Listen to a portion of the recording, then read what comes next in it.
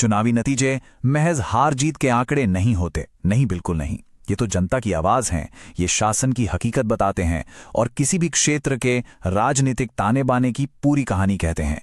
तो आइए इसी कहानी को समझने के लिए हम असम के दुलियाजान विधानसभा क्षेत्र के जनादेश की गहराई में उतरते हैं।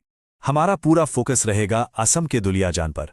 इसे एक केस स्टडी की तरह देखिए, जो हमें सीधे जमीन की सच्चाई तक ले जाएगी। चलिए इस जगह और यहाँ के लोगों को जरा और करीब से जानने की कोशिश करते हैं। अपनी इस पड़ताल को हम 5 हिस्सों में देखेंगे। सबसे पहले दुलियाजान की जमीनी हकीकत को समझेंगे, फिर आंकड़ों पर नजर डालेंगे, उसके बाद नतीजों के पीछे के कारणों का विश्लेषण करेंगे और आखिर में शासन के लिए एक ठोस रणनीति और भविष्य की दिशा क्या हो सकती है, इस पर बात करेंगे। देखिए, किसी भी जगह की राजनीति को अगर समझना है तो शुरुआत वहां की जमीन और वहां के लोगों से ही करनी पड़ती है। तो हम भी अपनी पड़ताल यहीं से शुरू करेंगे, ताकि जो आंकड़े हमारे सामने आएंगे उनके पीछे की असली कहानी को हम पकड़ सकें। दुलियाजान की अर्थव्यवस्था की रीढ़ 2 चीजें हैं, चाय बागान और तेल उद्योग।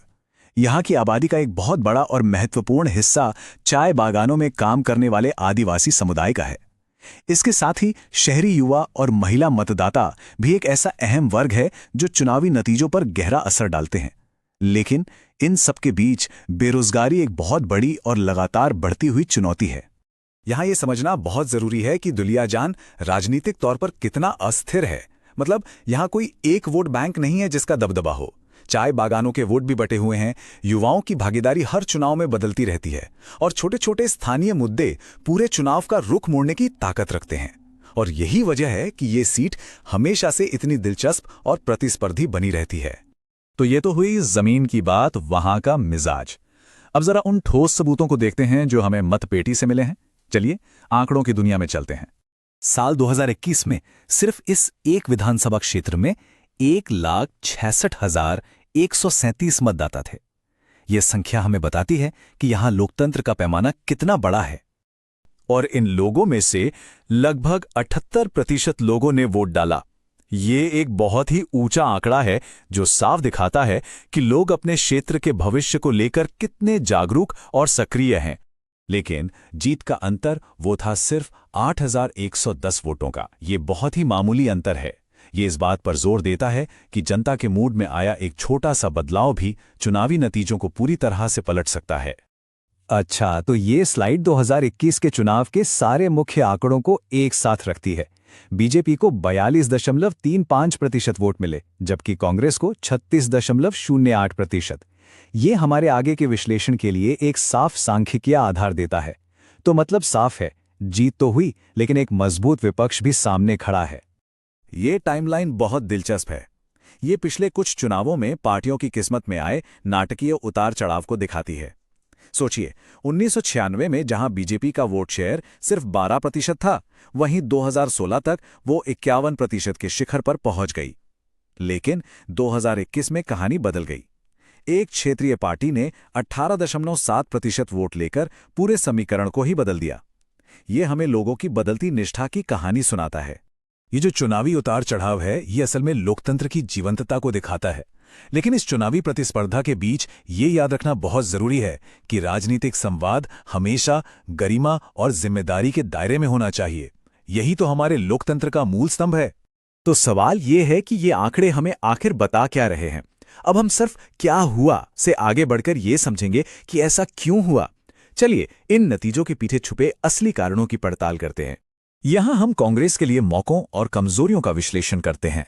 एक तरफ युवाओं में असंतोष है और चाय जनजातियों के बीच पहुंच बनाने का एक बड़ा अवसर मौजूद है। लेकिन दूसरी तरफ एक ढीला ढाला कैडर नेटवर्क, कमजोर स्थानीय नेतृत्व और संसाधनों की भारी कमी जैसी बड़ी संगठनात्मक कमजोरियां भी हैं। और ये चार्ट हमें सीधे मतदाताओं की सबसे बड़ी चिंताओं को दिखाता है। देखिए, सबसे बड़ा हिस्सा 45% आर्थिक कठिनाइयों का है। इसके बाद 35% लोग खराब सार्वजनिक सेवाओं यानी कि गवर्नेंस डिलीवरी से परेशान हैं और 20% को लगता है कि उनकी आवाज सुनी ही नहीं जा रही, उनका कोई प्रतिनिधित्व नहीं है। ये आंकड़े जनता की नब्ज को सीधे पकड़ते हैं। किसी भी राजनीतिक मशीनरी को समझने के लिए हम चतुर्मुख सिद्धांत का इस्तेमाल कर सकते हैं। इसके 4 स्तंभ होते हैं: चुनावी रणनीति, संगठन, कहानी यानी नैरेटिव और संसाधन। यहां हम देखते हैं कि चुनावी रणनीति और कहानी कहने की ताकत मध्यम है, लेकिन संगठन और संसाधनों के मामले में ये कम है।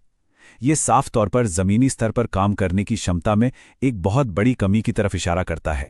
तो ठीक है, हमने समस्याओं को समझ लिया। अब सवाल ये उठता है कि आगे क्या किया जाए। चलिए अब विश्लेषण से आगे बढ़कर एक ठोस और कार्रवाई करने लायक रणनीति पर बात करते हैं। एक ऐसी रणनीति जिसका मकसद जनता का विश्वास फिर से बनाना हो। ये एक साफ, समय पर आधारित योजना है जो रणनीतिक लक्ष्यों को जमीन पर ठोस, चरणबद्ध कार्यों में बदल देती है। 90 दिन पहले सर्वेक्षण और लोगों को जुटाने से शुरुआत, 60 दिन पहले अभियान को तेज करना और फिर आखिर में मतदान के दिन तक मतदाताओं को संगठित करना। इसका हर एक चरण अपनी जगह पर बहुत महत्वपूर्ण है। एक आकर्षक, सकारात्मक और स्थानीय कहानी बनाने के लिए इन मुख्य बिंदुओं पर ध्यान देना होगा। चाय बागानों का कल्याण, युवाओं के लिए स्किल प्रोग्राम और महिलाओं के स्वास्थ्य जैसी पहल पर फोकस करना। ये सिर्फ वादे करने के बारे में नहीं है, बल्कि शासन के ठोस नतीजों पर ध्यान केंद्रित करने के बारे में है। ये स्लाइड बिल्कुल साफ तौर पर दिखाती है कि संसाधनों और मेहनत को कहाँ लगाना चाहिए। जमीनी संगठन और लोगों से सीधा जुड़ाव ये सर्वोच्च प्राथमिकता होनी चाहिए। हाँ, डिजिटल पहुंच भी जरूरी है, लेकिन जमीनी नेटवर्क को दोबारा बनाए बिना वो असरदार नहीं होगी। और हाँ, जब भी हम मतदाताओं से जुड़ने की बात करते हैं तो ये याद रखना बेहद जरूरी है कि उनकी जानकारी को बहुत सावधानी और सम्मान के साथ संभाला जाए। भारत का डेटा गोपनीयता का ढांचा इसी बात पे जोर देता है कि सहमति और गोपनीयता सबसे ऊपर हैं। ये सिर्फ एक कानूनी बात नहीं है, ये लोगों का विश्वास बनाने की नींव है। तो अब इस पूरे विश्लेषण को समेटते हुए इसके व्यापक नतीजों पर एक नजर डालते हैं और नेतृत्व के भविष्य पर एक अंतिम विचार के साथ अपनी बात खत्म करते हैं। और अंत में हम इस एक बड़े सवाल पर आकर रुकते हैं।